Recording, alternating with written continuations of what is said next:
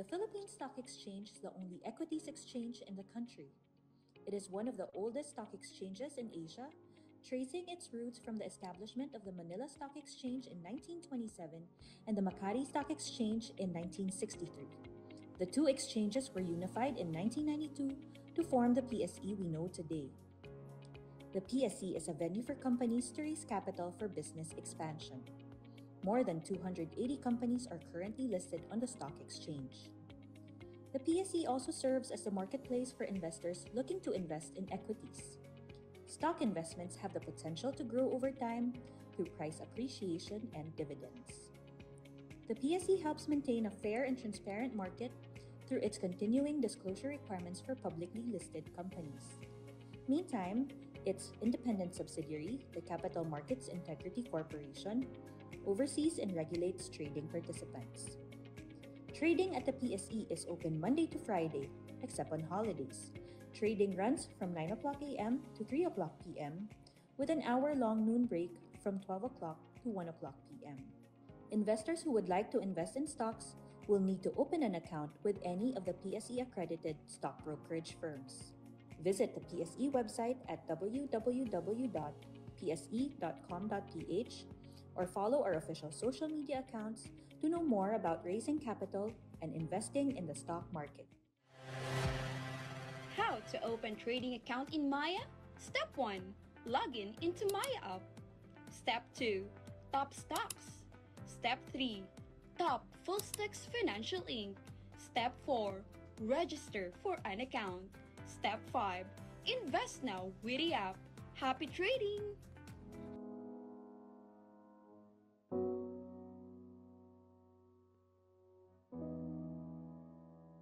What will it take to achieve your dreams? Is it by working tirelessly?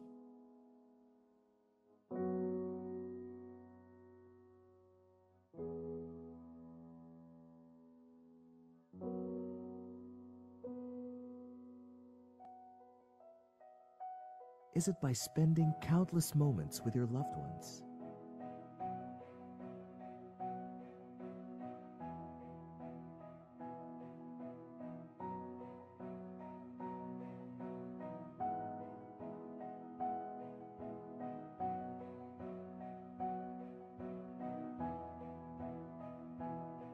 Is it by having the financial stability you've been yearning for?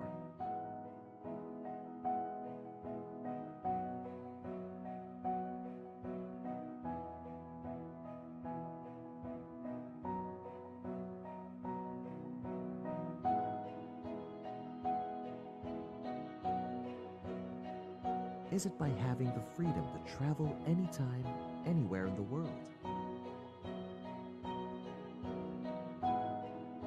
Dreams are different for every person.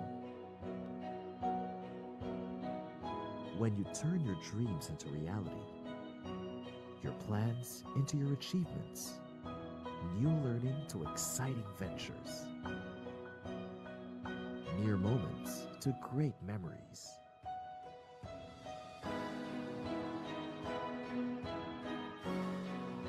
The distance within reach and the future into your present.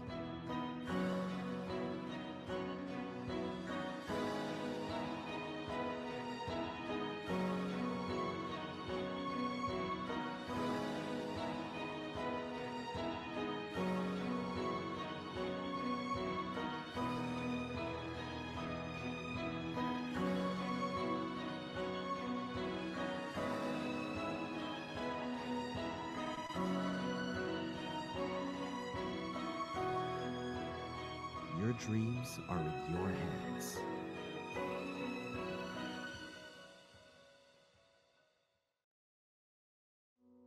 With PhilStocks, we all can dream.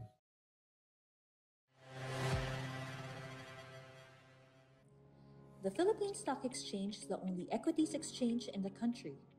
It is one of the oldest stock exchanges in Asia, tracing its roots from the establishment of the Manila Stock Exchange in 1927 and the Makati Stock Exchange in 1963. The two exchanges were unified in 1992 to form the PSE we know today. The PSE is a venue for companies to raise capital for business expansion. More than 280 companies are currently listed on the stock exchange. The PSE also serves as the marketplace for investors looking to invest in equities. Stock investments have the potential to grow over time through price appreciation and dividends. The PSE helps maintain a fair and transparent market through its continuing disclosure requirements for publicly listed companies. Meantime, its independent subsidiary, the Capital Markets Integrity Corporation, oversees and regulates trading participants. Trading at the PSE is open Monday to Friday, except on holidays. Trading runs from 9 o'clock a.m. to 3 o'clock p.m., with an hour-long noon break from 12 o'clock to 1 o'clock p.m. Investors who would like to invest in stocks will need to open an account with any of the PSE-accredited stock brokerage firms. Visit the PSE website at www.pse.com.ph or follow our official social media accounts to know more about raising capital and investing in the stock market. How to open trading account in Maya? Step 1. Login into Maya app. Step 2. Top stocks. Step 3. Top Fullstacks Financial Inc. Step 4. Register for an account. Step 5. Invest now with the app. Happy trading!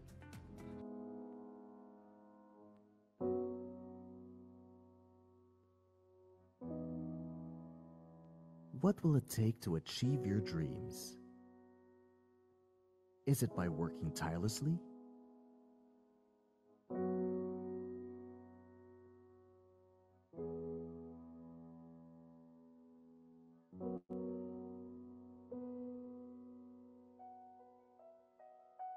Is it by spending countless moments with your loved ones?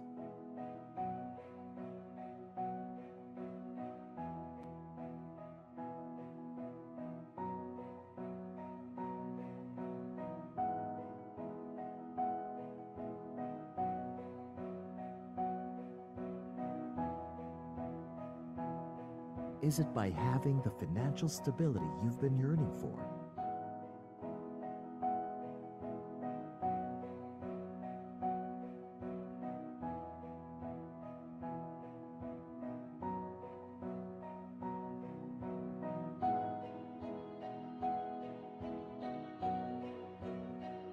Is it by having the freedom to travel anytime, anywhere in the world? Dreams are different for every person. When you turn your dreams into reality, your plans into your achievements, new learning to exciting ventures, mere moments to great memories.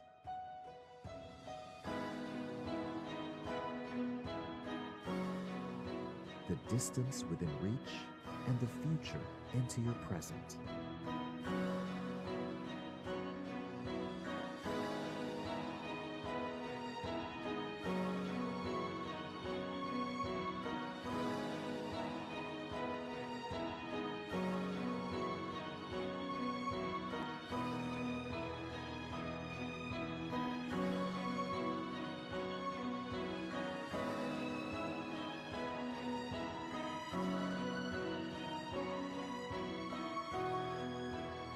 Your dreams are in your hands.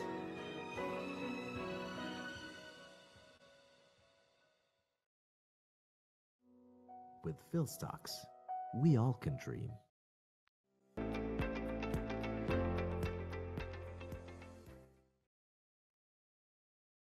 Good afternoon, everyone. Welcome to our first webinar of the year entitled Beyond the Ticker, Unraveling the 2023 Market Story and Crafting Strategies for 2024. John Garcia po, Business Development Head and Market Education OIC of the Philippine Stock Exchange, ang inyong host at moderator for this webinar. Naku, alam nyo guys, 2023 has been quite a roller coaster ride for the market. Maraming mga nangyari noon na talaga naman naka-apekto sa atin, no? Nagsimula na sa highest inflation rate recorded in the Philippines over the last 14 years. That was at 8.7%. That was January 2023. Tapos ilang beses pa na nagtaas ng interest rates ang BSP. Meron din naman mga positive katulad ng 5.9% GDP growth rate natin na na-record nung third quarter. Actually outperforming countries like Vietnam, Indonesia, China, Malaysia, and Singapore, considered to be one of the strongest in the region. So samahan nyo kami in the next 1 hour to understand kung ano ba yung ibig sabihin ng mga pinagsasabi ko, ano bang epekto ng mga pangyayari sa ating ekonomiya dito sa ating stock market. Pag-usapan din natin, ano bang pwede nating asahan ngayong 2024? Siguro, pare-parehas tayo ng tinatanong, magsisimula na ba umakyat uli ang Philippine stock market? Well, I guess we'll all have to find out. So we invited a resource speaker from one of our accredited stockbrokers, PhilStocks Financial, to talk about these things and share PhilStocks' outlook for the market in 2024. But of course, before we get started, here are a few reminders for our attendees. This webinar is recorded. Only the speakers and their presentations will be visible throughout this session. Ensure that your internet connectivity is stable and refrain from opening multiple browsers or downloading any programs to avoid disruptions during this session. Your microphones are disabled. However, this should not affect your ability to listen to our speaker. Please remember to check the volume control of your device. We enjoin everyone to actively participate during the live Q&A segment. So yung mga participants po natin sa Zoom, you may type in your questions in the Q&A box anytime during the webinar session, while our Facebook Live viewers, please type your questions in our comment section. So meron po tayong mga panelists in the backstage ready to answer your questions in the Q&A box. After the presentation, medyo makikipagkwentuhan ako with our resource speaker, and I will take some of your questions live. Okay, so before we get started, magpa-survey naman tayo. So para mas lalo namin kayo makilala, alam namin may mga tinanong na kami during the registration, pero meron pa kaming additional 3 questions para sa inyo ngayong hapon. At saka para ma-practice na rin kayo sa pakikipag-interact sa amin. So for our Zoom attendees, lalabas yung pop-up. Tapos iselect nyo lang yung sagot and then click send. For our Facebook Live attendees, just type your answer in the comment section. Okay, let's start with our first poll question. Ito, gaano ka kadalas nag-i-invest? Palagi, kapag kumita o sumahod, may nakatabi na agad for investments. Or minsan, pero I make sure na nakakapag-invest ako once in a while. Or bihira kapag may extra lang na pera. Or nako, hindi pa ako nakakapagsimula. Pero sana soon. Okay? So we're getting our answers in. Okay, let's now close the poll and share the results with everyone. Okay, tignan natin yung mga sagot ng ating mga Zoom attendees.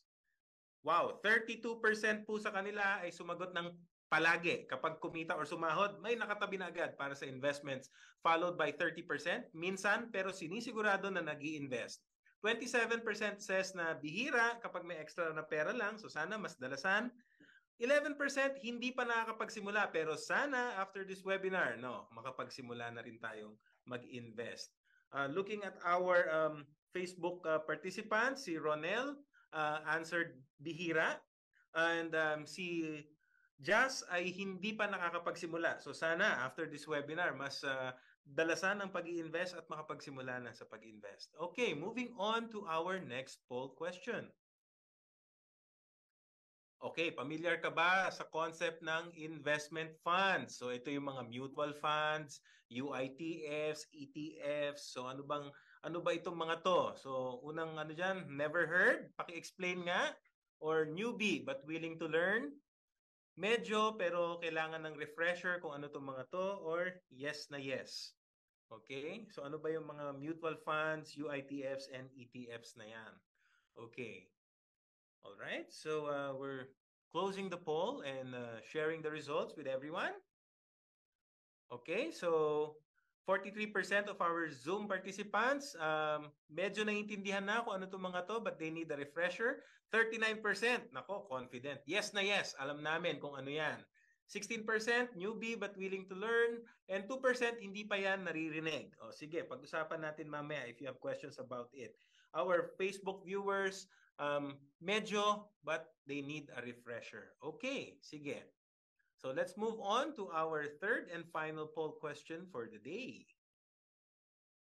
Okay, aling investment option ang pinaka-interesado ka na i-explore para sa iyong financial goals? Stocks or equities ba? Diyan ka ba interesado? Or sa investment funds, yung mga mutual funds, UITFs, ETFs? Or hindi mo pa sure? No? Need pa pag-aralan? Or baka naman gusto mo lahat para more chances of winning or growing your wealth? Okay, so let's close the poll and share the results with everyone. Wow, okay. 46% of our participants in Zoom are interested in stocks or equities, followed by yung mga interested sa lahat. So both stocks and equities at saka investment funds at 40%. Tapos 8% naman, investment funds ang gusto at 7% hindi pa nila sure, need pag-aralan. Okay, sa Facebook naman, stocks or equities din ang nangunguna, followed by gustong mag-invest sa lahat. Alright, so salamat ulit sa pag-participate sa ating survey. Tignan naman natin kung ilan ang ating viewers this afternoon. As of now, we have close to 150 live attendees combined in Zoom and Facebook. So thank you for choosing to invest your afternoon with us. Okay, pakilala ko na yung ating bisita, no? So, this afternoon, we are joined by Mr. Jafet Luis Tantiangco. Isa po siyang Business Administration graduate at kasalukuyang Research Manager ng PhilStocks Financial. So, yung PhilStocks po, isa po yan sa mga online stock brokers na accredited by the PSE. So, okay, without further ado, everyone, let us welcome Jaf Tantiangco. Hi, Jaf. Good afternoon. Hi, good afternoon po. Good afternoon, Sir John. And good afternoon to the rest of our viewers. Okay, so alam mo, we're very excited to have you with us. Fresh face and a young analyst like you. So Yes, to share po. also your fresh ideas about the market. So hindi ko na i-spoil ang iyong presentation. So looking forward to it. So all right, Jaf, the floor is yours. Take it away. Thank you very much, Sir John. And yeah, again, while I'm sharing my screen, I'd like to thank, of course, PSE for this opportunity, and of course, at the same time, to the viewers for yun nga, for sabi nga ni Sir John, for investing your time with us. Yan. So wait lang po. Ayan, so sharing my screen. Nakikita naman na po yung screen ko. Okay naman na po, right? Right. So, if meron mang so kindly catch my attention na lang if you are noticing any problems while we are conducting the webinar. Okay? So, ayun. So, nagbigay naman na ng inputs kanina si Sir John on how 2023 has been. And if you're going to look back, diba? Look back in the previous years, you will see that the local market is what? The local stock market has already been declining or has already been at a loss for 4 straight years. Ayan. So we started during the pandemic. So year on year, the market was down in 2020. Same with 2021, 2022, and then 2023. So down pa rin si market. And given that, I believe this is what investors are asking right now. Ito, many, if not most, or if not all of investors, ito yung iniisip ngayon. Will the tides finally turn for the local market? Kumbaga, 2024, ito na ba ang taon kung saan magbabago ang ihip ng hangin para sa stock market? Yan. Ito na ba yung taon kung saan aangat na or magkakaroon ng year-on-year gains ang ating local stock market? So, sino dito ang umaasa? Yan, umaasa na tataas na si market this 2024. Pwede po ba taas ang kamay? Sino umaasa dyan? Meron po ba? Or sino dito yung ayaw na? Pagod ng umasa? Nasaktan na po ako kaya ayoko na pong umasa. Yan, meron po ba?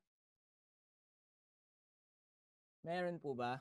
Okay. So, whether you are hoping or not hoping, 'di ba? Let's see, 'di ba? Of course, will the tides finally turn this 2024? Of course, I cannot answer that with a definite tone, 'di ba? But my hope is that as we go through this webinar, as we look back and discuss what happened in 2023, and as we check what are the things that we could expect this 2024, we can have, we can learn lessons, we can, gain ideas, all of which we can use in order to position ourselves in the market, in order to make better investment decisions, diba? So that this 2024, no matter how things will turn out, we will still, we will still have that possibility of gaining in the local market. Okay, so without further ado, will the tides finally turn? Let's find out, ba? Of course, to kick things off, let's discuss muna the general economic recap. So what we're going to do is we're going to look back into 2023, diba? See what happened. And I would like to start things by looking or by discussing about what happened with the general economy. So ano ba yung nangyari sa kabuuang ekonomiya natin? Okay? Kasi nga, as I always say, the local stock market is a barometer of economic sentiment or a barometer of economic expectations. Kumbaga, kung ano yung feelings ng investors with respect to the economy, kung ano yung nararamdaman nila, kung ano yung kutob nila, or kung ano yung future na nakikita ng mga investors with respect to the overall economy, nire-reflect nila yon sa stock market. So if the market is going up, then it means that investors are positive or optimistic with respect to the ongoing scenario in the economy as well as its outlook. Whereas kapag ang market down naman, then it means that investors could be looking at the economy negatively, whether with respect to its current scenario or with respect to its outlook. That's why it's important for us to discuss what happened with the general economy, because that alone will already give us an idea of, of how investors are viewing the economy, which in turn will explain the reason on the market, or will give the reason on the market's movements. And so let's start. Of course, we begin with the very basic, 'di ba? Yung the measurement of the economy itself, which is yung tinatawag nga natin na the gross domestic product or the real gross domestic product, which measures how much has been produced within the economy for a given period of time, di ba? So makikita natin dito, ang available pa lang sa atin is first 9 months. Yan. So first 9 months of 2023. So we compared that with the first 9 months of 2022. Now, if you're going to look at if you're going to look at the left, the left chart, you can see naman that on the demand side or on the expenditure side, lahat naman ng ating components ay tumaas, 'di ba? So, of course, let's appreciate naman the economy. Given despite the challenging environment that it was in 2023, nagawa pa rin niyang lumago kahit papaano, 'di ba? And if you're going to look at it, I mean, almost all of the, not almost all of the demand side components have increased. So you have consumption rising, you have government spending, investments, exports, imports, and of course the overall, which is the GDP. So umangat naman lahat, di ba? In the first 9 months of last year. However, as mentioned nga kanina, and nabanggit na rin ni Sir John, the economy faced headwinds, or the economy faced heavy challenges in 2023. And because of these challenges, sabihin na lang natin na the economy, yes, it still performed, it still grew, but it failed, or it failed in comparison to its historical performance. Kumbaga, the economy did not perform as strongly as it did, historically speaking. And in order to show that, let's shift our eyes into the right side, diba? Makikita nyo sa chart natin on the right side is yung ating GDP, is yung growth ng demand side components of the economy, yung year-on-year growth nila noong 2023 compared dun sa average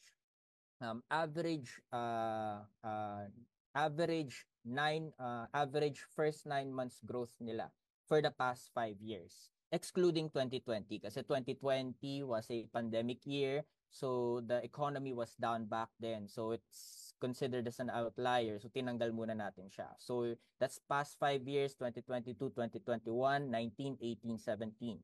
Okay, so in average natin yon, we took the growth rates and then we compared it to 2023 growth rates, diba? And mapapansin nyo dito na ayun, all demand side components of the GDP fell or are below their historical average. So makikita nyo dito the biggest component, which is consumption, the biggest component of the economy, which is consumption, it grew by 5.7% in the first 9 months of 2023. So that's below its historical average of 5.9. Government spending 1.1 versus the average of 7.4. Investments, diba? So malaki yung binagsak ng growth rate. So from the average of 13.2%, ngayon nasa 3.3% na lang. And even our foreign trade figures, their growth rates have also declined. So ultimately yung GDP natin in the first 9 months of 2023, it grew by 5.5%, which is below the historical average of 6.4%. Now, what were the challenges? Each demand side component faced challenges. You had consumption weighed by inflation. Na-mention nga that inflation was at a record last year, and this caused the erosion of purchasing power. So yung mga consumers, with the money, let's say with the 100 pesos that they had in 2023, mas konti yung nabili nila last year with that 100 pesos compared to the years before. So that's what we mean by the erosion of purchasing power. So humina yung purchasing power nila.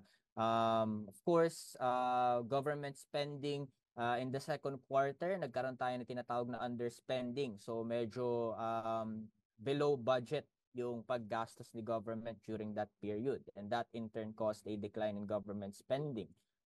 Investments are hinged on interest rates kasi ang mga businesses, they are active on capital raising and spending if interest rates are low.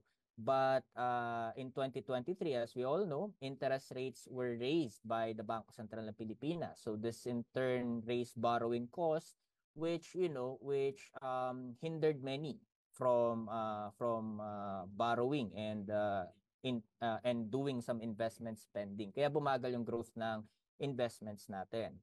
Our exports growth slowed down somehow, given that the global economy was also challenged in 2023, diba? I mean, our top trading partners, especially China, is experiencing challenges with respect to its economy, diba? So medyo tinatamaan yung demand ng goods and services, tinatamaan yung demand ni China for Philippine goods because of the challenges that it is facing in its own economy.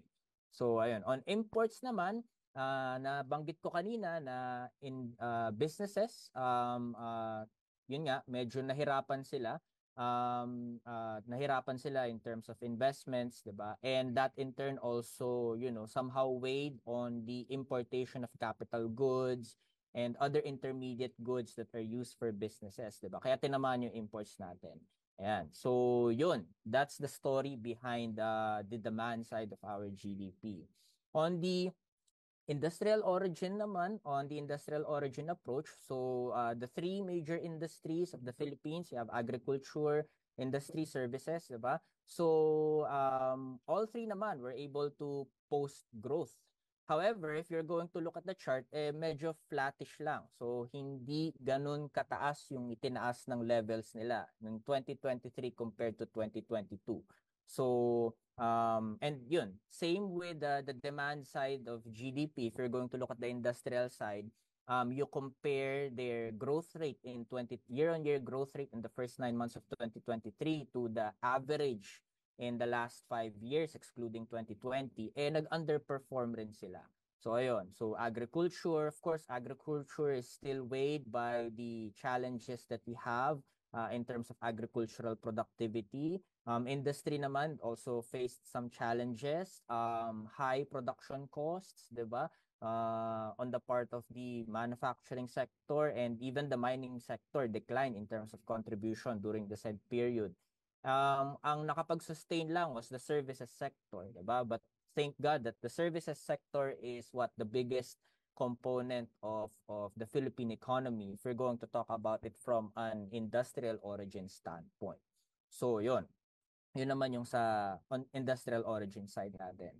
If you want to have a better picture of how the trend of the economy is, we have to look at the seasonally adjusted GDP. So when you say seasonally adjusted, tinatanggal na nito yung ating mga seasonal factors, 'di ba? So it gives us a better picture kung kamusta na ba yung trend ng ekonomiya natin. And from here we can also look at it on a quarter-on-quarter perspective.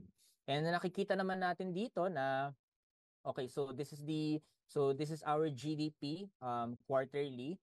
So umaangat siya. Of course, 2020 happened sadly, and that in turn, dragged the economy downwards. But since then naman umangat na ulit yung ekonomiya natin. So our economy after the 2020 downfall has been on an uptrend again. So masasabi natin na right now, the Philippine economy again is on if we're talking about the business cycle, the Philippine economy right now is again in its expansion phase.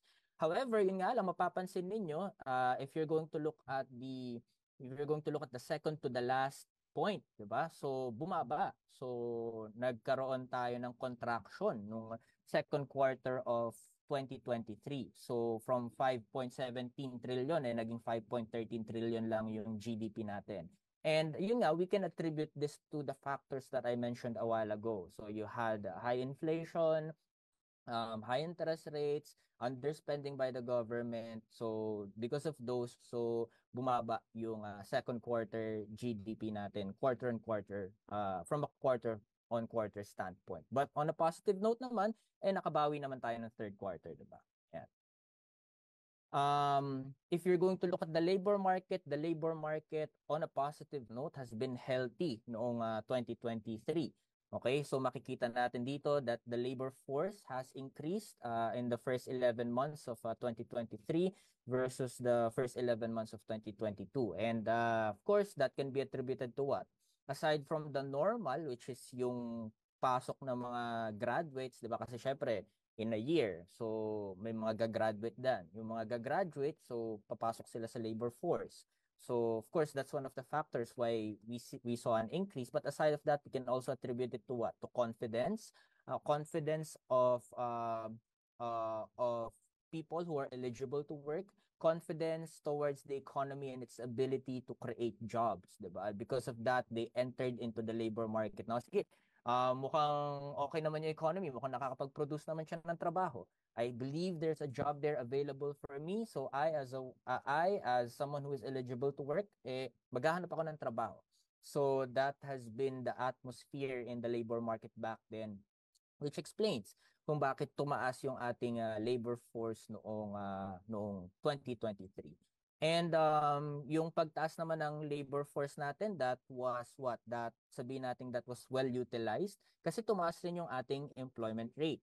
So I mean tumaas yung ating number of employed. So tama yung pakiramdam ng mga tao back then. They felt that jobs were being created, more jobs were being created in 2023, and so they entered the labor market, and they were right because there was really an increase in jobs. I mean from 2022's 46.68 million naging 47.97 million, 'di ba? Yung number of employed natin, meaning more jobs were really created as the economy continued to expand. And of course, when more jobs are created, more people are working, diba? More people are working, then more people are able to utilize their skills in order to produce output, which in turn can be sold to the economy, diba?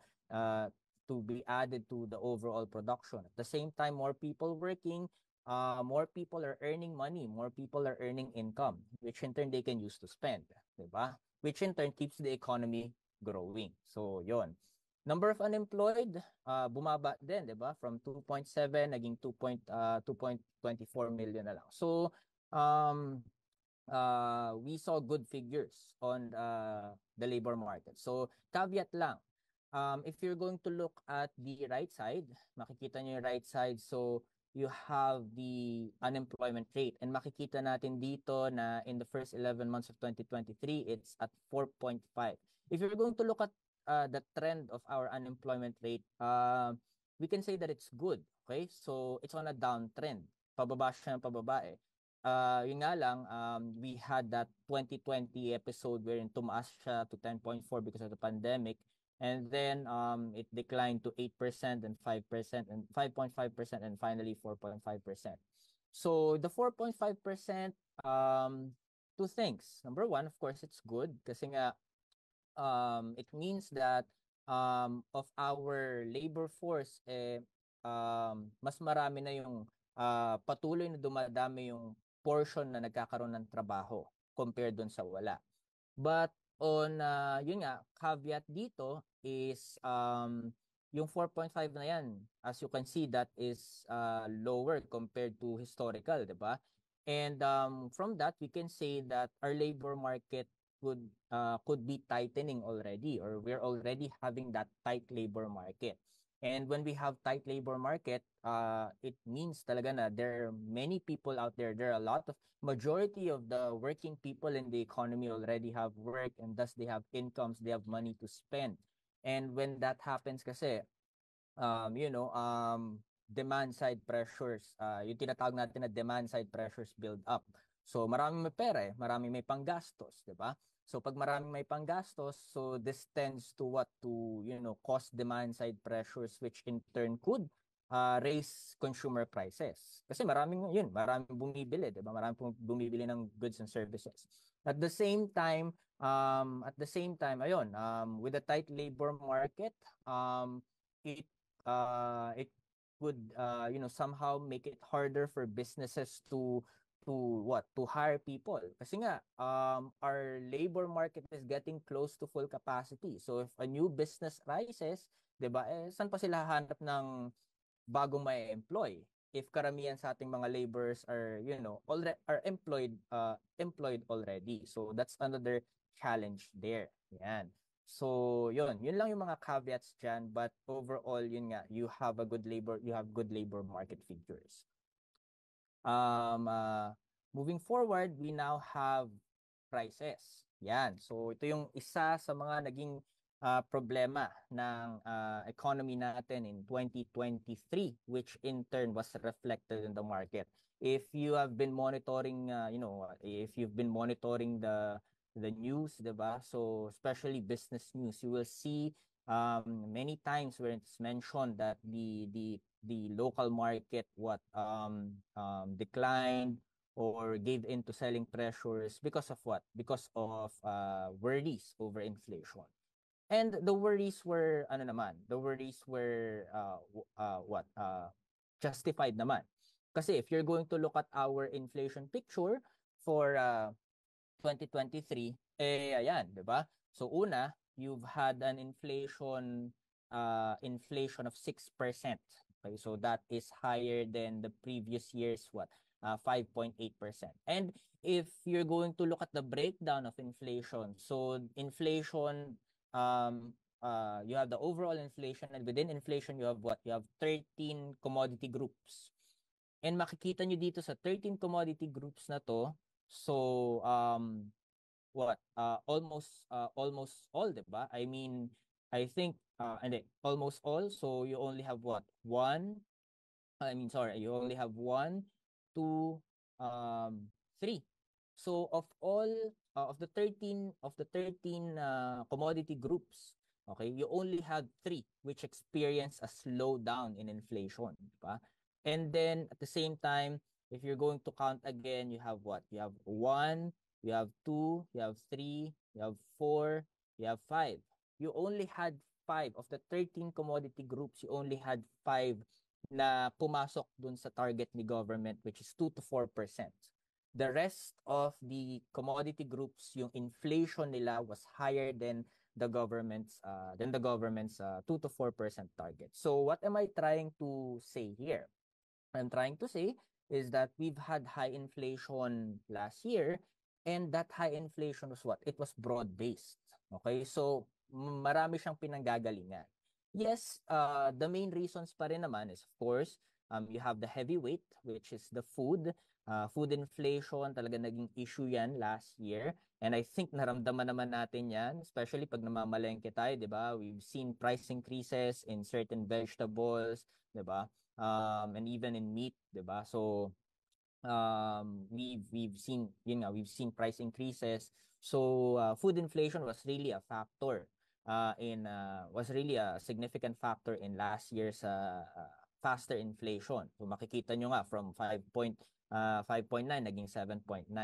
But you also had other factors, di ba? So you also had other factors contributing to the to the rise of our inflation. So kumbaga, nga, many of our goods, what we can say here is talagang many of our goods and services experience a faster increase. Yan, mas mabilis na pag-angat ng presyo ng kanilang mga presyo. So ayun, 'di ba? So sana all nagmamahal, 'di ba?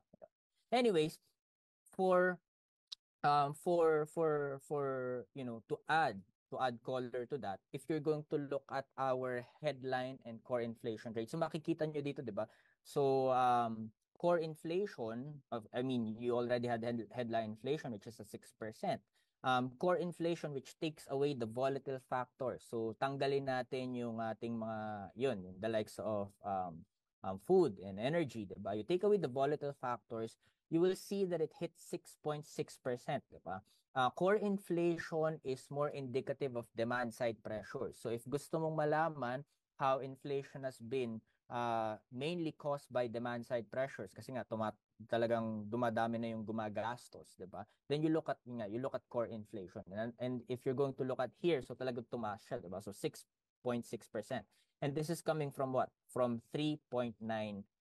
So talagang mataas yung itinaas ng presyo ng mga bilihin noong 2023. And this really has been one of the major reasons of why the market performed with a bearish bias noong 2023. And because of that, dahil nga nakita natin na tumaas yung presyo ng mga bilihin, so yun na nga. So the BSP had to respond. So the BSP had to raise policy rates. Yan. So makikita nyo dito sa chart, so the BSP has kept interest rate at 2% for a long period of time as the economy tries to recover from the pandemic. However, yun na nga, nagsimulang mag-build up yung inflationary pressures. So halo yun. So yeah, the demand side pressures, and then at the same time you've had the shocks. You've had the pressures coming from food, from tight food supply, tapos dumagdag pa yung oil, 'di ba? Oil, energy cost, tapos yung pagbaba pa ng peso against the dollar, 'di ba? So you had mixed factors which caused inflation to rise, and because of that the BSP had to respond. So in 2023 the BSP raised policy rates by a total of 100 basis points, and this brought the policy rate to 6.5%. Okay, so yan. So of course, if the BSP raises interest rates, then this will somehow temper the demand side pressures in the economy, which in turn will help in pushing inflation downwards. So ayun. So si BSP, the BSP has well intentions naman of why it's raising policy rates. It's really to temper inflation. Sabi nga, to rein on inflation para mapabagal yung pagtaas ng presyo ng mga bilihin. At least yung demand side, diba? However, yun nga, as we all know, in the local market, when you are raising interest rates or when you are raising policy rates, then you are weighing on the ability of companies to raise capital via the bond market. And because of that, you are somehow slowing down their their capital spending plans, di ba? And this has been incorporated in the market. That's why it also contributed to the decline, di ba? Kaya this was another factor as to why the local market, reacted negatively last year. It's sabi ko nga dito, this is a hard pill to swallow. Mahirap, pero kailangan natin siya, because if this wasn't done, then inflation will just continue to rise, and it will be more dangerous for the economy and the stock market in the long run. Yan. Of course, yung ating local currency is something that we also have to discuss. So makikita nyo on the left side, 'di ba? So you had the local currency 2022 and 2023 performance. Now you will notice in 2022, so we reach what 58 on average average monthly. And in 2022 we reached 58.8 against the US dollar. Now in 2023 naman, we didn't reach such number naman na. So, hindi naman na tayo bumaba to 58 levels.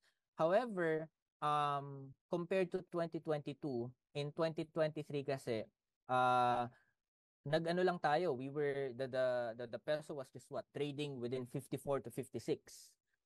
Okay? Unlike in 2022, so we came in below 52 tapos umakyat hanggang lampas 58 nung 2023. So the peso was just trading within 54 to close to 58. So if you're going to take the average in 2023 and compare it to 2022, makikita nyo na in 2023 the local currency was still weaker, okay, compared to 2022.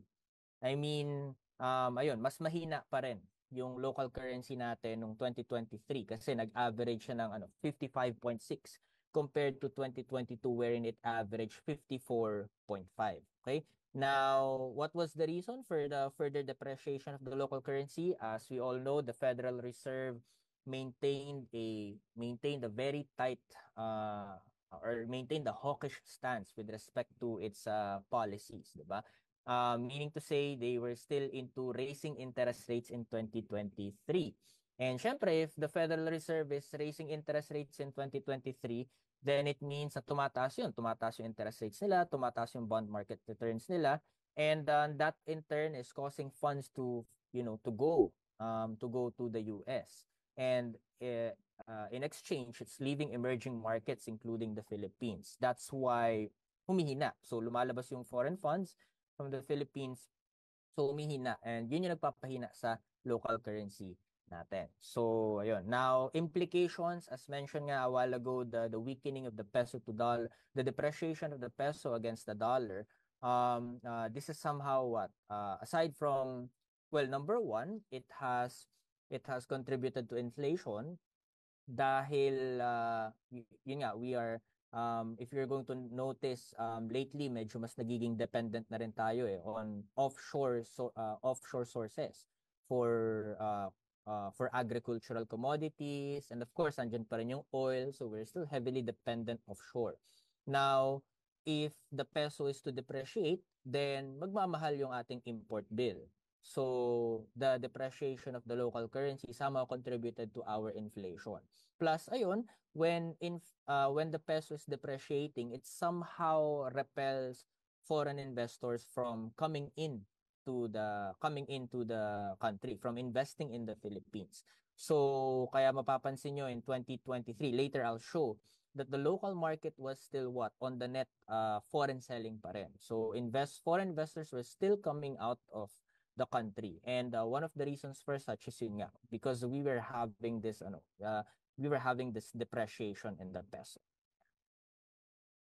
So yeah, so now we will be moving to the local market recap. So napag-usapan na natin the general economic backdrop over which the local market has been operating. So now let's zoom into the local market. So ito po yung galaw ni PSEI, the representative of the Philippines general stock market. Okay? So the 30 companies representing the PSE. So the PSEI, ito po yung naging galawan nila noong 2023. And you will notice naman immediately that in 2023 the market has been on a decline. Okay, so bumaba si market. Okay? And na-explain ko na kanina, we've had, this major economic backdrop which posed a lot of headwinds that investors were worried about. So you had inflation, you had interest rates, you had the decline of the local currency, you had GDP not performing as strong as it did from an not performing as strongly as it did in the past, diba? So you've had all of these in the economic backdrop of the market, which is why yun nga, it declined in 2023. And if you're going to zoom in further, you will see that aside from that major economic backdrop, so meron pa tayong mga tinatawag na mga other factors that was able to affect the local market. And later pag-uusapan pa natin yun. But for now, if you're going to look at the market's movement, if you're just going to describe it, diba? So we started it strong.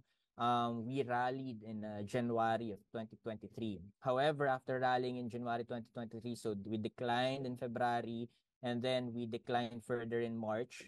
Medyo nag-sideways tayo until August. So August, lalo tayong bumaba. Bumaba tayo lalo, and then we tried to recuperate, but by October we declined even further. Okay? And then after October, after hitting our bottom for the year, which was in October, so we tried to climb again, and the market thankfully rose again in the last 2 months of the year. Unfortunately, the rise was not enough to completely erase the losses for the year. Yan. So ayun. So ano naman ano yung mga factors na nakaapekto sa market? Mga specific factors, okay? If we're gonna look at it month by month, so una, of course, January. So in January, as I mentioned, we rallied. This is because in January, we saw the US December inflation decline.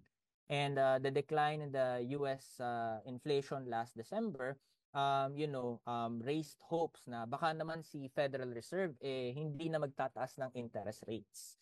At least si Federal Reserve, ikikip na lang niya yung interest rates niya as is.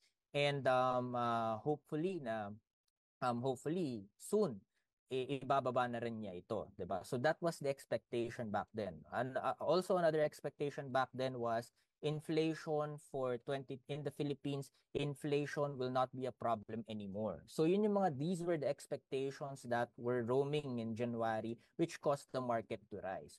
So for newbies, one of the tips that I can give is be aware of investors' expectations, because expectations towards the economy can have a big impact over the market. Ganun naman yan eh. So there will be expectations, and then the expectations will determine the market's movement. Now, if the expectations were proven to be right, then the market will just continue in its direction, if not move sideways. But if the expectations were not met, diba, then the local market will decline. And that's what we saw in 2023. So there was the expectation that the Federal Reserve will keep rates as is. There was the expectation that inflation in the Philippines will not rise further.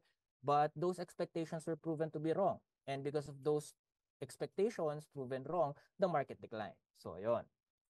So we had this rally in January. However, in February, it was cut short because we saw that January inflation went high to 8.7%, diba? So talagang malaking gulat 'yon sa mga investors. In fact, that was even higher than the BSP's projection, the upper end of the BSP's projection back then, which if my memory serves me right, was at 8.3, diba? So it was far above expectations. It caused, the bearish sentiment to start.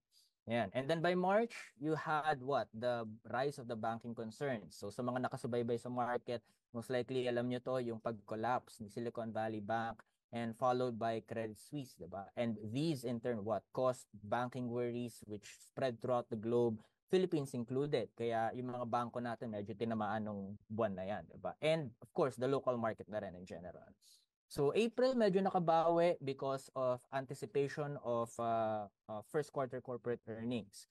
However, in May, so nagkaroon tayo ng what? Another problem in the US. So yung ating debt ceiling impasse. So again, the usual problem in the US. So hindi nagkakasundo yung Congress nila as to with respect to the government spending, and this in turn what caused a worries over the budget of the government in the US. Syempre kapag hindi nakagastos yung government ng US, given that it is a big economy, if government spending or if the fiscal position of the US, becomes problematic, it's gonna hit the US economy, and that in turn is going to spread to other economies around the world, and that includes the Philippines. So in May, you had this US debt ceiling impasse. It made markets around the world, including the Philippines, worried. June, ayun, you had further rate hike hints by the Federal Reserve. So sabi ni Fed, we believe we're not done yet. We may raise rates further, and of course, this in turn, caused further worries in the local bourse. July, we saw a slowdown in inflation for the month of June, and this gave hope to the market. However, that was cut short kasi nung August naman, yung ating second quarter GDP, which is na-explain na nga natin kanina, it grew by only 4.3%. Yan. So that was below expectations. So again, paulit-ulit expectations. So watch out for expectations. In the second quarter, if my memory serves me right, the expectation back then was at least GDP was not gonna go below 5%. But the growth was not gonna go below 5%. But lo and behold, it became 4.3. And because of that, binagsakan si market. Diba? So, in addition to that, nagkaroon pa ng credit rating downgrade sa US. And then in September, so you had a cool down in the US core inflation. Tapos you had the Fed and the BSP deciding to keep policy rates unchanged, and that somehow gave hope.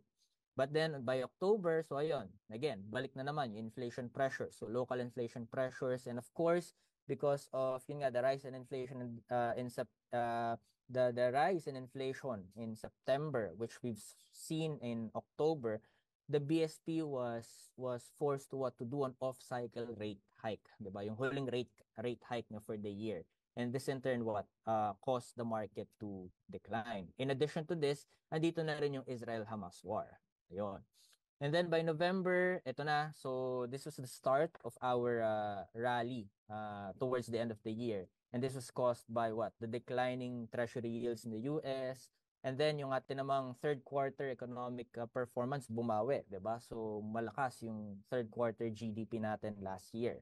Okay? And then inflation moderated, and of course yung mga corporate earnings natin naging satisfactory naman. So this caused a rise in November. And nagtuloy-tuloy to hanggang December, still because of those reasons. Plus, ayun, you already had the Federal Reserve saying na, okay, we're seeing this 2024, we may cut policy rates already. We may cut it by 3 times, diba? 25 basis points each. And this in turn caused optimism in the local market. So if you're gonna look at the local market by the numbers, so as mentioned, so the PSEI declined in 2023. So we had this last minute effort to at least trim the losses, diba? And we were able to do so naman. So down si market but just 1.77%. However, if you're gonna look at the value turnover, it's at 6.09 billion. So average value turnover per day po yan last year, okay? So that's down 16.53% from 2022. If you're going to look at the average net value turnover, when you say net, we take away the block sales. So that's just 4.85 billion pesos per day. So that's down by 18.09%. So what are these two saying? These two are saying that in 2023, market participation has been lower. So many have decided to stay on the sidelines given the lingering uncertainties in the market nga. Yun. Net foreign transactions, we were still net foreign selling last year. Yon, because of a lot of factors that are weighing on confidence plus the peso's depreciation. But on a positive note naman, yung ating net foreign transactions, yung net foreign selling, which is 49.08 billion pesos, this was lower compared to 2022 by 25.58%. So at least, nag-net foreign selling man, hindi siya kasing taas nung 2022 levels. So sectoral performance, you will see these are the different sub-indices of the market. So you had the all were down except for the financials. So bakit up yung financials? Because of the high interest rates. When you have high interest rates, it boosts the net interest margins of banks, and this in turn helps them gain, better financial performance. Kaya tumaas sila. But the rest, they were down. The worst performers back then were the mining and oil sector, and this can be attributed to the decline in the commodity prices. Okay, kaya which in turn weighed on the companies on mining companies' revenues and ultimately their profitability. Ayun. Is the local market at attractive levels? Okay, let's see. From a historical, makikita nyo the local market ended 2023 at a PE ratio of 13.2 times. And this has been the lowest of the market since 2009's 12.6 times. So from there, you can see na from a historical standpoint, talagang bargain level na si market. Now, if you're going to compare the local market to its regional peers, ang average ng regional peers natin is 17.6 times in 2023, and we are at 13.2. So from an historical and from a relative valuation standpoint, we can see that the local market is at attractive levels already. So talagang bargain na siya. Yan. With respect to financials, as mentioned, despite the challenging year that we've had in 2023, we can say that we still had good numbers in terms of corporate performance. Revenue-wise, we did have 4 companies declining in terms of, within the index, we had 4 companies declining in terms of revenue. But for the most, they've gained naman, okay? Or their revenues were higher. And if you'll notice, many on the top are the banks. Kasi nga, mataas yung interest rates. So you had MBT, BDO, BPI, so nasa taas sila. Thanks to the high interest rate levels.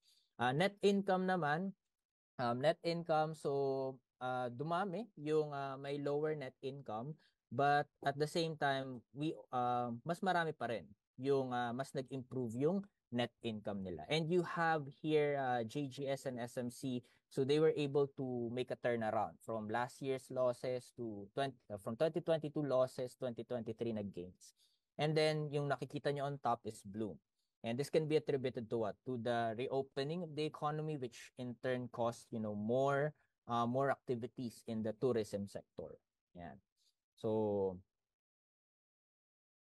ayun. So that's the financial performance. How about projections? Okay. So for projections, this is our projection. So for PhilStocks, una sa lahat, GDP for 2024 is expected to grow within 5.4 to 5.8%. So what are we expecting with GDP? What are we expecting with GDP this year?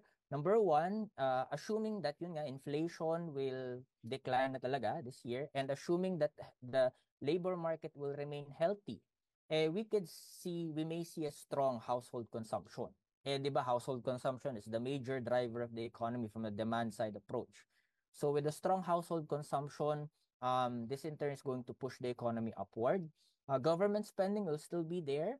Of course, after all, they still have their infrastructure push. Ayun nga lang, the government could be somehow, tempered by their efforts of fiscal consolidation. Trade balance natin, exports, if the global economy will strengthen this year, especially China, then we expect a strengthening of our exports. However, our imports are still expected to be stronger, given na we have this rising dependence abroad towards, well, number one, agricultural commodities plus oil, andyan pa rin, diba? So we still expect, of course, a negative balance of trade, which in turn will be, negative to the GDP. Investments could underperform this year given interest rates are still high. So for inflation naman, 3.8 to 4.2% ang aming projection. Inflation is expected to decline this year mainly due to high base effects. So mataas kasi yung base natin ng 2023. So given na mataas yung pagbabasihan natin, that's going to be one of the factors for inflation's decline or slowdown at least this year. Plus, yun nga, you had demand side pressures being under control already because of the BSP's monetary tightening. However, yun nga, you still have upside risks. Yun nga, you have the El Nino, which is still expected to push food prices upward, at least for the first half of the year. And then, yun nga, we have these things that are happening in the Red Sea right now, yung Red Sea tensions between the US and the Houthi rebels. And this in turn could disrupt global supply chain, which in turn would, somehow add to our, upside risk to our inflation. Oil prices could still move upward this year, especially if the global economy strengthens. Diba? On a positive note, we are expecting the peso to dollar to appreciate this year against the dollar, which in turn is going to help with our inflation or help in bringing down inflation. Now to the peso to dollar, why is it expected to appreciate? We expect strong foreign inflows, remittances, foreign direct investments could rebound this year. Given what? We've had investment pledges naman, diba? So we're hoping for them to materialize this year, which in turn would boost capital fund inflows. Overnight reverse repurchase rate, or the BSP's policy rate, we expect it to be cut in the second half of the year. 25 basis points each, and this in turn will bring the policy rate to 6% by the end of 2020 by 6% by the end of 2024. We do not we are expecting a cut only to happen in the second half kasi nga inflation could still be somehow elevated in the first half of the year because of El Nino. And of course, the BSP doesn't want to de-anchor inflation expectations. That's why they might hold rates as is until the second half of the year. For the PSEI, we expect corporate earnings to grow, EPS to grow, earnings per share to grow 5 to 15%. And depending on how the economy will perform, if the economy will grow strongly and if inflation will decline rapidly, then of course 15% is possible. But if economic growth will be slow, if it will be at 5.4% and inflation will remain somewhat elevated, then PSEI EPS growth may just be 5% for 2024. And depending on how the growth rate of our EPS will be, that's our projected level, year-end level for the PSEI. So if it's a 5% growth for EPS of the PSEI members, then the market could end near 7,000 for 2024. But if EPS growth is at 15%, then the PSEI at end 2024 could be at 7,665.26. Yeah. Again, as I mentioned, we have to be aware of expectations. Okay, so I just noted here, kamusta ba yung expectations both from the business and the consumer front? So this is from the BSP's survey. And if you will see here, businesses, they are more optimistic as they move towards 2024 compared to when they moved into 2023. However, consumers are less optimistic as they moved into 2024 compared to when they moved into 2023. Ayun. So just showing you the expectations of the business and the consumer front. Now, finally, sectors that we can watch out for the year. So ito yung mga sectors na minamanmanan namin this 2024. So of course, you have the consumer sector. If inflation does decline this year, and again, as I mentioned, inflation declines, labor market remains healthy, then we expect healthy household consumption, and this in turn is going to push the consumer sector upward. Banking, if interest rates will remain high, assuming that our projection is right, interest rate will remain high at least for the first half of the year. This is going to benefit the banks in terms of high margins. Once interest rates are cut, it may hit the margin of the banks. But on a positive note naman, pwede nang bumilis ulit yung loans growth natin. Now, for the property sector, last year we saw that many of our property companies were able to weather the storm. They were still able to post good figures despite high interest rate levels, and we expect the trend to continue this year. Of course, it will be more helpful for the property sector if interest rates are cut. Okay? Especially yung mga heavy on the residential front. For energy, energy demand remains strong. That's a given as the economy continues to grow, where supply remains tight. And this in turn is expected to benefit yung mga existing players natin in the energy front. So it's also good to look into them. Finally, the tourism sector, I mean, nakita naman natin yung performance ni Bloom kanina, di ba? And moving into 2024, as the economy moves away from the pandemic, where we are in a fully reopened economy, we expect, more tourism activities, di ba? And this in turn is going to boost tourism-related industries. So these are the sectors that you can watch out for. So to end, so just like to share this with you. So this is from Proverbs 19:21. So many are the plans in the mind of the man, but it is the purpose of the Lord that will stand. So we have a lot of plans moving forward, but by the end of the day, well, for me, only God knows what's going to happen to the future. So rather than just planning, plan with faith. So yun yung masasabi ko. Thank you very much po. Thank you, Jeff, for that very, I would say, holistic presentation. Talagang binigay mo sa amin yung full picture, what happened in the economy, how it affected the market, things that went bad, and things that actually went good despite those challenges. And thank you also for sharing Philstock's projections. If you guys missed it, actually, in our PSE Corner, which we launched just this month, for our first post, we featured mga PSEI projections of our stockbrokers, including Philstocks. So, kasama dun yung binigay nila na projection, which is, tama, no, Jack? Between 6.9 to 7.6? Yes. Ayun. And yes. Actually, as of today's closing, the index closed at 6,673.50 points. So even at the lowest end of the projection, there's still an upside for our investors. So hopefully, hindi man 6.9, baka even higher in the 7,000 level. So ayan, nakainom na ng tubig si Jack at nakapagpahinga na ng konti. Ready ka na ba for our Q&A? Sige. We have a few questions typed in. Sure, yes po.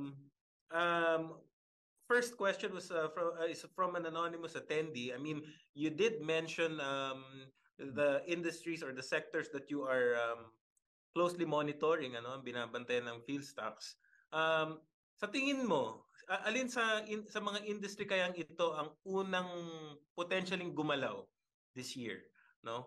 Out of the industries that you mentioned or the sectors.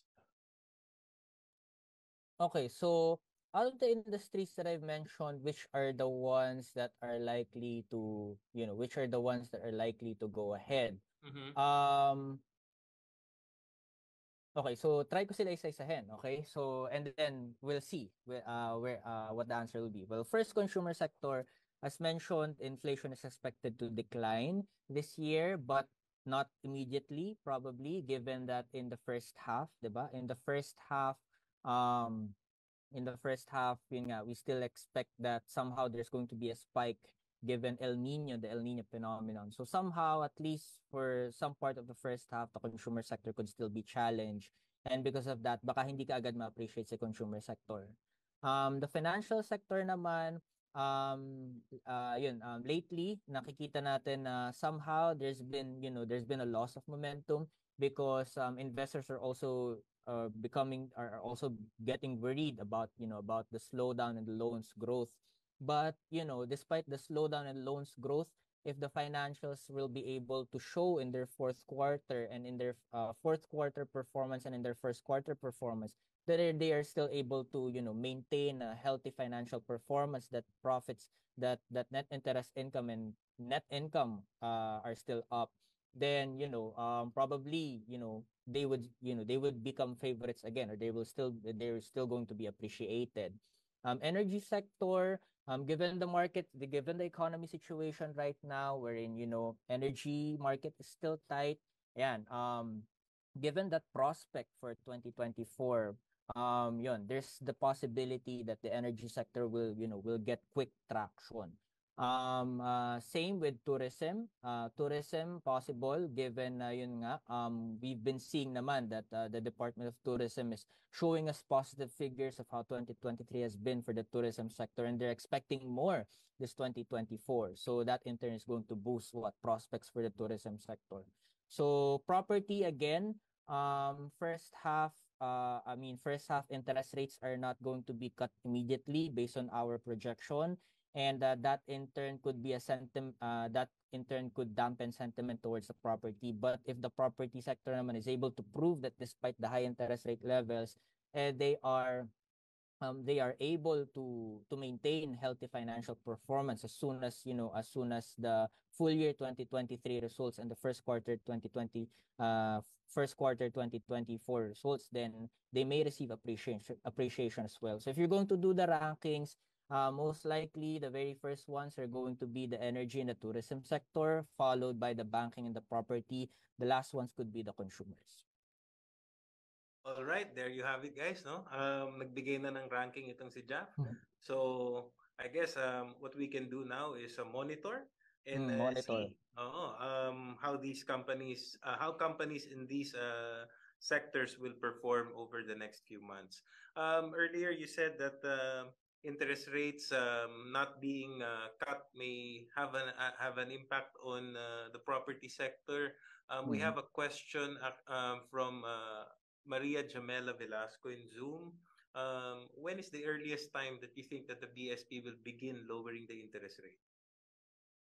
Well, as mentioned, they might begin on second half, the second Second half half of the of year. the second half of the year. We don't expect them to touch rates on the first half, as they're still trying to keep inflation expectations under control. Inflation expectations are currently under control, seemingly. However, once the impact of El Nino is felt on prices, so, you know, there's the risk again against there's the upside risk on inflation and inflation expectations again. So the BSP will have to keep that in check, and because of that, they may keep, you know, policy rates as is on the first half. By the second half, once we see this clear trend that inflation is already again declining, then that's the time that we may see, or at least if we see that over the next months that inflation will remain under the government's target of 2 to 4%, then by the second half, then that will be the time, or that may be the time that the BSP will start cutting rates. All right. Well, with that, still on the interest rates topic, we have a question from an anonymous attendee. How about funds, REITs, or good dividend paying stocks? Are these affected by the interest rate environment? Or should the investors shift their focus to bonds for now? Well, good question. Well, number one, yes. Since we're talking about dividend paying stocks here, dividend paying stocks in the financial market, their direct competitors are the interest rate, are the bonds. So kumbaga, ang tawag nga dito somehow, hindi naman perfect, but the substitutes of one another. So either you go for the bond market if you want, you know, steady paying financial instruments. Either you go to the bonds or you go to these dividend paying stocks or REITs, diba? So interest rates, given the high levels, yes, it will be a challenge to the dividend paying stocks and to the REITs. But if you're going to monitor naman, or if you're going to zoom in into our REITs, diba, there is still some who are able to beat there are still some who are able to beat the interest rates, particularly the 10-year yields. So there's still some, there's still some dividend paying stocks, there's still some REITs that are able to do so. So we may want to check those out. The last time I checked, if my memory serves me right, the likes of C-REIT, they're still able to beat the 10-year yield. So we may want to look at them. Thank you, Jap. On that note, Tony is asking, would you recommend including REITs in the portfolio? Yes, but yes, it's especially for those who are into dividend plays. For those who are into long-term plays, who are into the preservation of capital, I suggest that you put REITs in your portfolio, but again, you have to choose carefully. Not all not all in the REIT sector are for the taking right now. So you have to choose. So far those that are into those REITs with industrial plays, like C-REIT, you may also want to look into P-REIT. So those are the REITs that I'll be looking more into moving forward. All right. Most investors also are on the lookout for catalysts, no? Certain events that may have an impact on the market, and one of these would be the upcoming U.S. election. We have an anonymous attendee asking, is there an impact as regarding this activity, the election, or what the turnout might be to the local and international markets? Good question. We haven't really checked yet, diba? We haven't really checked. Well, first and foremost, we do not know yet who in particular is going to run in the US election. So we know, again, it's going to be the Republicans and the Democrats, diba?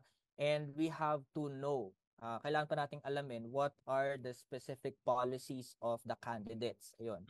Of course, we're already seeing some who are making their intentions clear. I think Donald Trump is, planning to run again for the Republicans, and I think for the Democrats, I'm not sure, of course. This is just how I see it, but it's not yet sure, okay? It could be Joe Biden again, so it could be a rematch between the two on the upcoming US elections. With respect to that,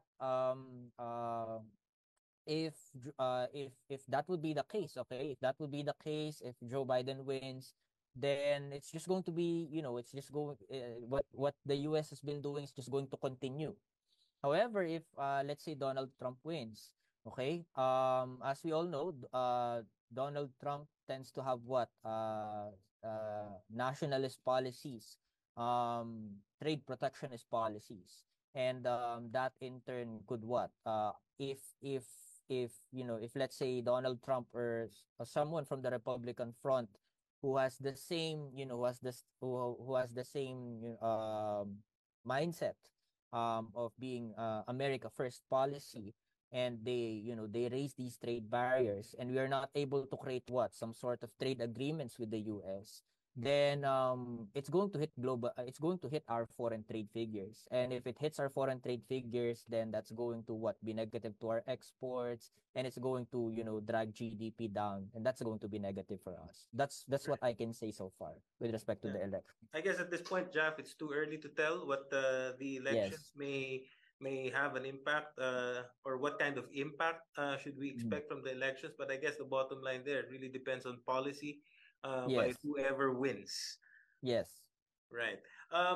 Earlier in your presentation, you mentioned that China is one of our main or major trade partners. Is the slowdown on China's economy affecting or would have an effect on Philippine stocks? Yes. China's economy will have an effect on the Philippine economy, and that in turn will be reflected in the stock market. If China does not, if the slowdown in China's economy continues, then just like what I mentioned a while ago with the scenario in the US, it's going to affect our exports. It could slow down our exports, and this in turn is going to be negative to our GDP. So on a positive note, China is doing, China is, is bringing up these efforts, particularly its government. It's bringing up these efforts in order to, to boost China's economy again. So of course, they still have this aggressive spending planned in 2024, and at the same time, monetary policy is still cooperative. In fact, we saw the reserve requirement ratios were cut, and this in turn is expected to, somewhat boost aggregate demand in China's economy. And if that happens, then if the recovery happens, then in a positive note, this is going to help the local economy. Okay. Let's talk about extremes, I guess, for this next question. See, Ronald from Zoom is asking. Personally, he's asking what worse can the investors expect this year in the market? Just to balance it out, maybe we can talk about the best and the worst that they can expect in 2024. All right. Okay, so as I mentioned a while ago, the main scenario in the or the main narrative in the local market, the factors that investors are really looking into is our inflation, is our economic performance, inflation, and interest rates. Those are the things that that investors are really watching out for. These are these are what you call what I can say are the sentiment drivers. So let's go first with inflation. Of course, our best case scenario is if El Nino doesn't have much effect on us. I mean, if El Nino happens, but it if El Nino happens, but it won't have that much effect, or if it will have that effect, but the government is able to address it immediately through measures that will instantly increase the food supply here in the country, therefore mitigating the impact of El Nino. That in turn, could temper inflation for the year. It could it could cause inflation to decline faster, and that's going to be good. That's part of the best case scenario. Of course, if inflation declines fastly this year, then of course we expect the BSP to what? Of course, immediately cut interest rates.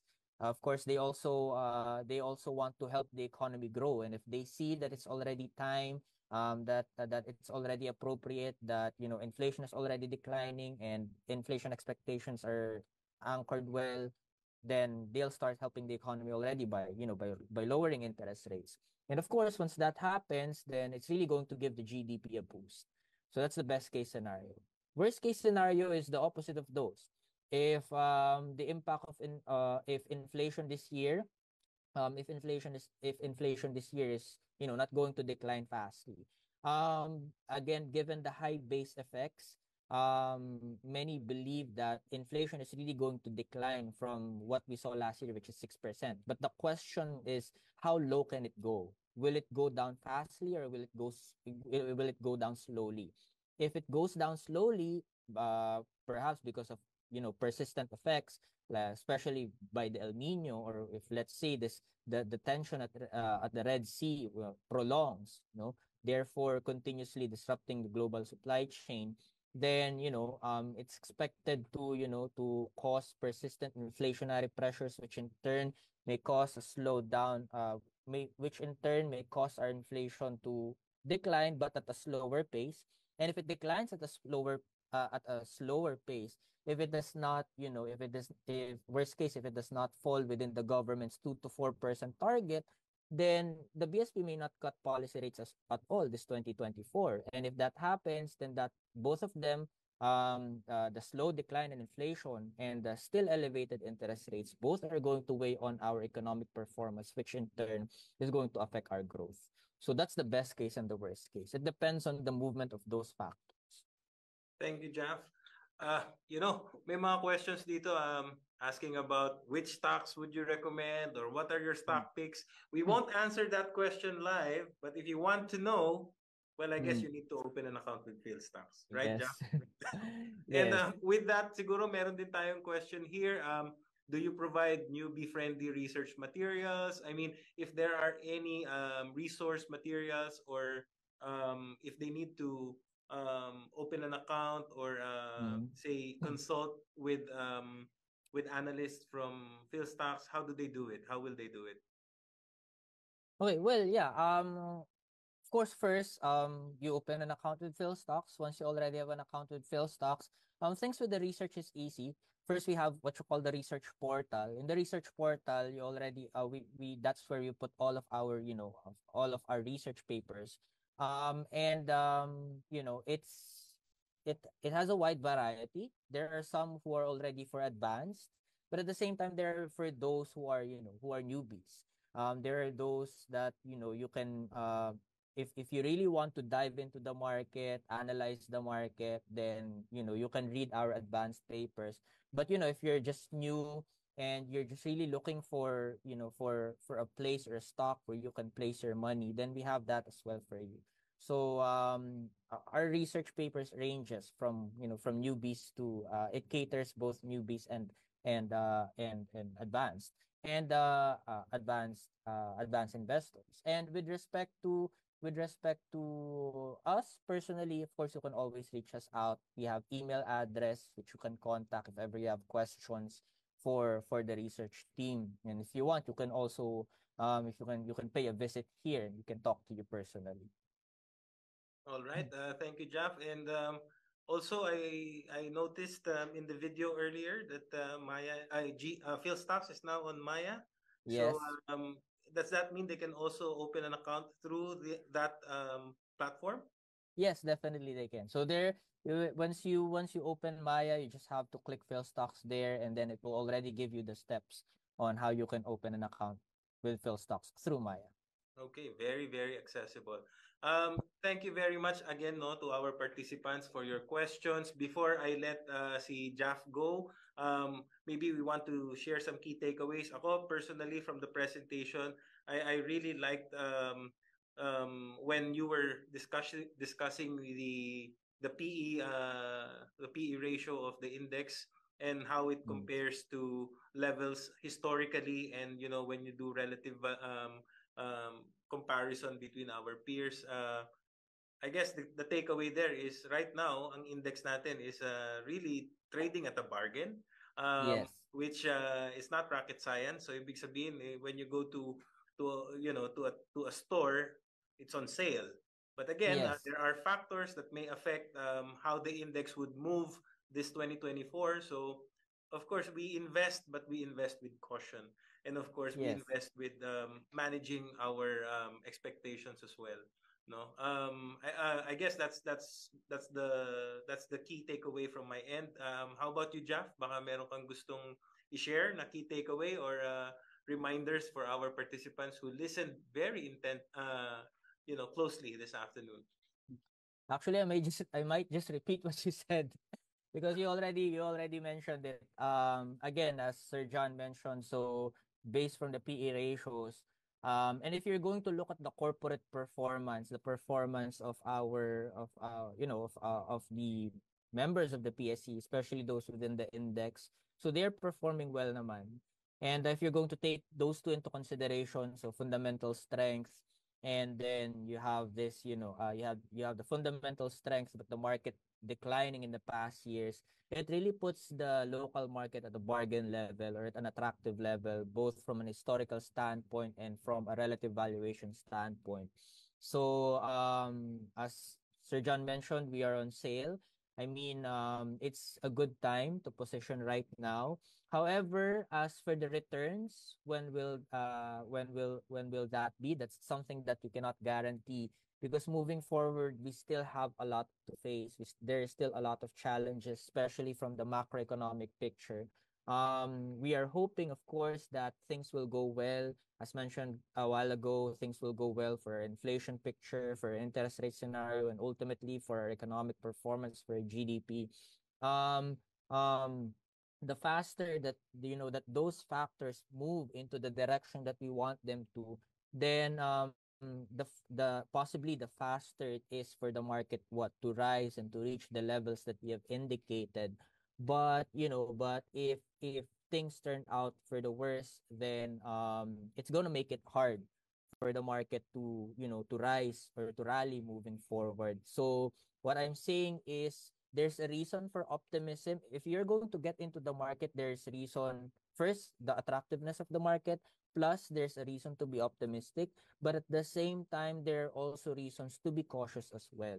So when you invest in the market, so be cautious. Cautious, we like to call it cautious accumulation. So for those at least who know basics of technical analysis, so determine the right support levels, and once you're able to determine that, then that's where you take a position, and then you just add to your positions as the market shows more positive momentum. And by the end of the day, only buy what you can manage. You have to determine your profile, especially for the newbies. You determine your profile, your risk temperament, your time horizon with the market, and you have to determine your personality, whether you're more of a trader type, investor type, and depending on that, that's how you're going to approach the market. So overall, from Phil Stocks, we are cautiously optimistic for this year. Thank you again, Jeff. Let's give him a virtual round of applause. Thank you very much Salamat po. po sa inyong lahat sa panunood sa ating webinar. So I hope you had a great time and learned a lot from our speaker, Mr. Jeff Tantiangco from PhilStocks Financial. If nagustuhan niyo yung aming webinar and want to know more about the stock market, pwede niyo i-follow ang PSE sa aming official social media platforms. We are on Facebook, Instagram, YouTube, and Twitter X. You can follow our social media pages about new webinars at ibang news about the market. At syempre, pumunta po kayo sa aming PSE Academy website to learn more about topics related to the stock market. Marami po kayo matututunan dyan. Mga reading materials, mga videos to watch. Itong webinar natin, we'll try to do this as regular as we can. And hopefully sa mga susunod na webinar, makasama pa po namin kayong muli. So maraming salamat. Again, thank you everyone for tuning in. Once again, ako po si John Garcia, ang inyong host, wishing you all a successful investment journey. Have a good day, everyone.